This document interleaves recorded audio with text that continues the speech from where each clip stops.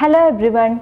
Today we are going to do an activity that improves your child's gross motor skill, and also it is a very important life skill.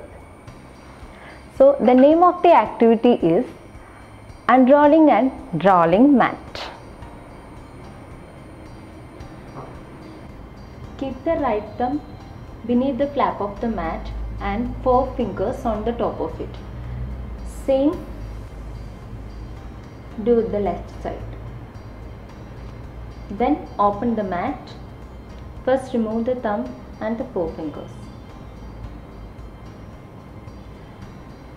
Then insert the 4 fingers first, then thumb on the top of the mat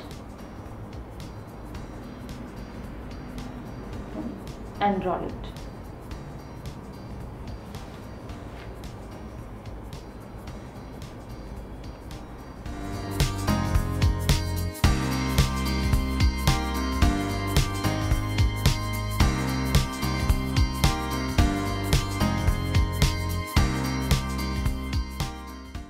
Now let's see how to roll the mat.